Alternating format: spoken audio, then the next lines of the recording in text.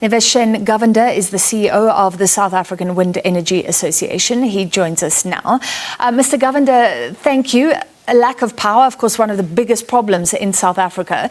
We have these rounds of independent power producers making bids. We hear about the bidding windows, and government's saying a lot lately that they're on top of this. It was slow, it's speeding up. From your perspective, how are we doing, firstly, in opening up the grid to more green energy as a country? Good evening, Francis. Thank you for having me, and thank you for the question. So firstly, I think it's important for us to understand the crisis itself. So from my point of view, it's quite simple, really.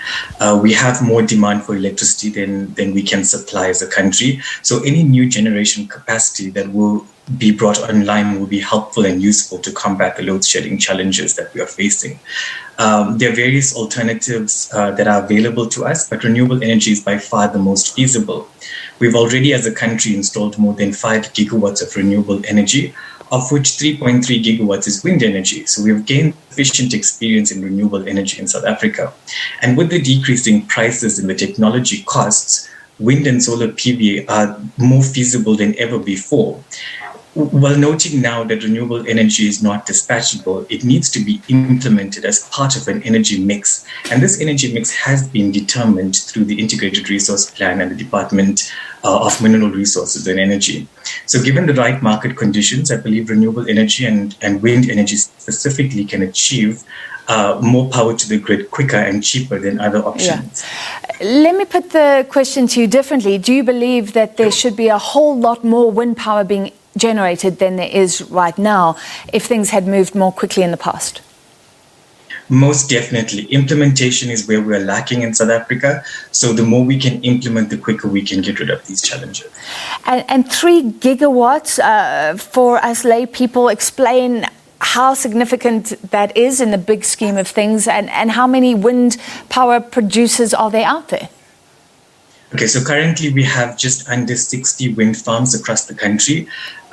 This manages to power just over 1.3 million average households in South Africa. Okay, thank you. That makes it very clear. What is the opportunity in Mpumalanga, and what's happening in other provinces? But you're highlighting Mpumalanga specifically. Yeah, so as a country, we have grid constraints. So our grid capacity has been diminished in the Cape regions, so the Northern Cape, the Western Cape, the Eastern Cape. Mpumalanga still has access to grid. So we are able to build renewable energy projects alongside the Eskom power plants that has grid connectivity and availability for us to connect these projects very quickly. So we are calling for Eskom to open up those connections to the grid in Mpumalanga so we can build these projects. Mpumalanga has never been looked at as a renewable energy focused area for us before. The resources are not as good as it is in the Cape, but we're looking at it from a country perspective to implement more electricity quickly. And how is the wind in Mpumalanga? It's not bad, but it's not the best either. So it is feasible for us to build the projects and get green electrons onto the grid. And there is a business case behind it. I raise this because naysayers have shown, I've seen pictures of wind farms where nothing is moving. And of course, it is dependent on the wind, and they highlight this, and it's not always reliable. How effective would you say this form of energy is in South Africa? This is correct. So we have a wind energy factor that is feasible in South Africa. It is producing electrons. So when you see the data coming out of Eskom, you can see clearly how much is being produced from wind energy, and this is publicly available. It is very dependent on the wind itself, but we do have the resources in South Africa to keep it moving. We are also now advocating for hybrid projects, so wind, PV, and battery storage to back it up, so we have more of a constant supply of energy.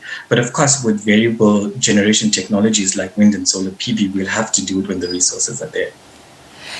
3 gigawatts. My final question to you.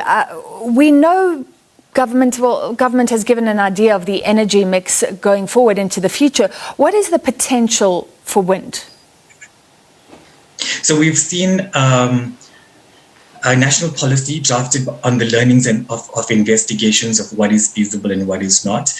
The increase in renewable energy capacity has been prioritized in the country's key planning documents. The national example suggests 30 gigawatts of renewable energy being procured by 2030. And this is very much supported by our integrated resource plan that we saw in 2019, which commits to procuring 14.4 gigawatts of wind energy by 2030. So we're pleased to see that the lion's share of the new generation capacity is attributed to renewable energy and wind energy specifically. All right, so the sky's the limit. Thank you very much. Looking at new projects, potential projects in Mpumalanga for those wind farms. That was Niveshen, Govender, CEO of the South African Wind Energy Association.